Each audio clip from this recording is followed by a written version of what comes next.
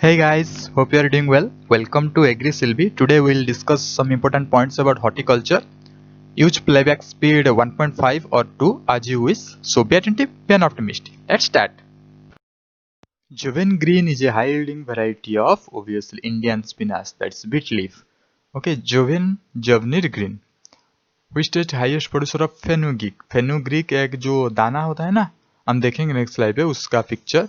सो राजस्थान में ज्यादा प्रोड्यूस होता है. Okay, gladiolus generally propagated by corm या फिर आप कह सकते हैं कॉर्मेल. कॉर्मेल भी कॉर्म का एक छोटा सा पार्ट है. Okay, optimum seed rate in marigold 1.5 kg per hectare. क्योंकि मेरीगोल्ड का सीड बहुत ही छोटे छोटे होता है ना, काले काले. क्योंकि मेरीगोल्ड फ्लावर कैपिचुलम के अंडर आता है ना. कैपिचुलम मतलब बहुत सारे फ्लावर मिलकर एक मतलब फ्लावर बनाते हैं. फ्लावर मतलब आप सोचते हैं वो फ्लावर है, क्योंकि वो बंच ऑफ फ्लावर होता है. आर्ट ऑफ ट्रेनिंग देखिए, जो प्लांट्स को आप अगर प्रूनिंग करके परफेक्ट ट्रेनिंग करके अगर बार्स डोम शेप देते हैं, एनिमल शेप देते हैं ना, तो उसे बोलते हैं टोपियरी. ये सारे के सारे किया जाता है ऑर्नामेंटल व्यू के लिए. ये है फेनुगिक सीड, मैंने बताया था अभी आपको. और ये है टोपियरी बार्क. देख सकते हैं कैसे एनिमल मैन का शेप दिया गया है प्लांट्स को. ये जो कैरेक्टरिस्टिक्स लिखा गया है ना, hillock are made create natural mountain scenery or characteristic feature of, ये है इनफॉर्मल स्टाइल के अंदर आता है. ओके, तो फॉर्मल स्टाइल के अंदर क्या क्या आता है पहले मैं बता देता हूँ. फॉर्मल स्टाइल के अंदर पर्शियन गार्डन आता है, मुगल गार्डन आता है. ओके, ये दोनों तो आता ही आता है. अमेरिकन गार्डन भी आता है, इटालियन गार्डन भी आता है. इटालियन गार्डन और रोमन गार्डन आप बोल सकते हैं. और एक आता है फ्रेंच गार्डन. देखिए, ये सारे गार्डन फॉर्मल गार्डन के अंदर आते हैं. इनफॉर्मल स्टाइल के अंदर आते हैं Japanese garden, Chinese garden and English garden, जिसको ब्रिटिश गार्डन भी बोलते हैं. सो ऑब्वियसली इसका आंसर होगा ऑप्शन सी, क्योंकि ये इनफॉर्मल स्टाइल के अंदर आते हैं. Running water, high protecting walls, terminal buildings, बरादरी. बरादरी 4x3 वाला फीचर है, मतलब 3 गेट 3 डोर्स 3 ओपनिंग्स आप बोल सकते हैं in 1 direction. So 4 direction, so total 12 opening. So ये सारे फीचर है मुगल गार्डन का, याद रखेंगे. Then garden lanterns, garden pagoda, garden bridges, tea garden, flat garden. आप इतना याद रखिए, tea garden flat garden Japanese garden में पाया जाता है. In India date is harvested at doka stage. क्या होता है डोका स्टेज, कैसे पता चलेगा, हम नेक्स्ट स्लाइड पे देखेंगे. So don't worry. Oleoresin is extracted from chillies. याद रखेंगे चिलीज होगा आंसर. एक वेस्टलैंड क्रॉप बताइए जिसका लार्जेस्ट फॉरेन एक्सचेंज है. सो वो होगा कैश्यू नट.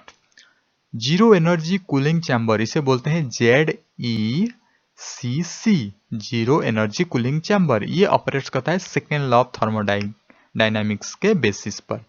कैसे देखेंगे, कैसे इसे यूज करके फ्रूट्स एंड वेजिटेबल को बहुत दिन तक स्टोर किया जाता है. सो देखेंगे. Citronella is used for flavouring the cosmetic and soaps.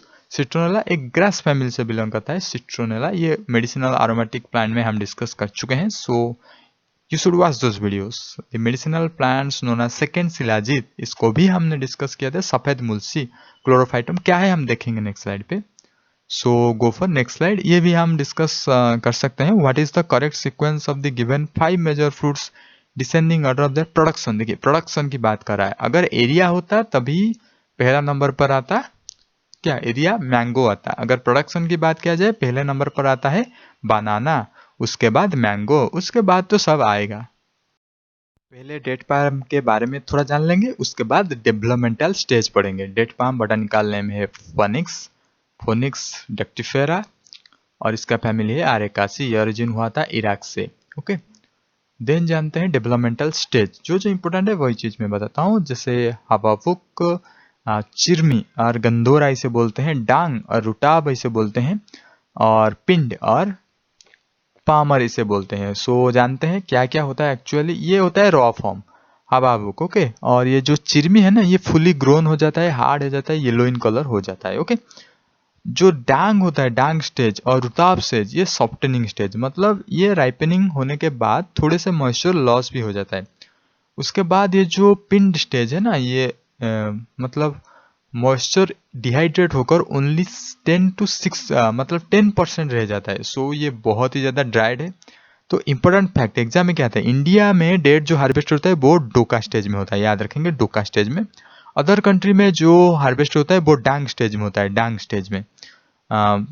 Fresh eating के लिए अगर आप चाहते हैं तभी आप डांग स्टेज को प्रिफर करेंगे, क्योंकि डांग स्टेज में क्या होता है ना, मॉइस्चर अराउंड बहुत ही कम रहता है, सॉफ्टनिंग हो जाता है वो जो डेट, इसीलिए आप रॉ कंज्यूम कर सकते हैं। पर डेट जो हम इंडिया में डोका स्टेज में करते हैं वो प्रोसेसिंग के लिए अच्छा है। ओके, डोका हार्वेस्टेड डोका स्टेजेस हैव 70 to 80% मॉइस्चर। जो मैंने बताया इंडियन कंडीशन में 70 to 80% मॉइस्चर में हम हार्वेस्ट करते हैं।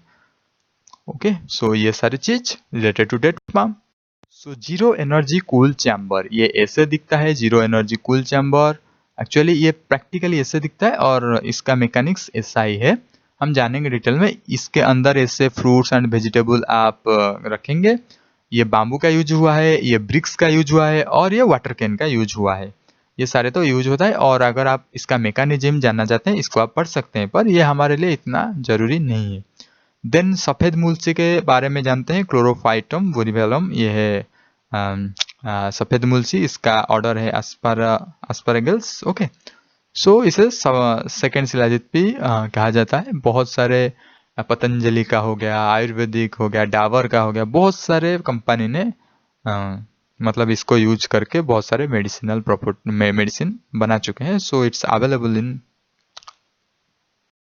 Zero energy cooling chamber. मैंने जैसे कि बोला ऐसा दिखता है एक्चुअल में। देखिए ये ब्रिक्स है, ये बाम्बू है, इसके अंदर रहता है फ्रूट्स एंड वेजिटेबल, बहुत दिन तक रहता है क्योंकि एक टेम्परेचर स्टेबिलिटी मेंटेन हो जाता है ना इसके अंदर।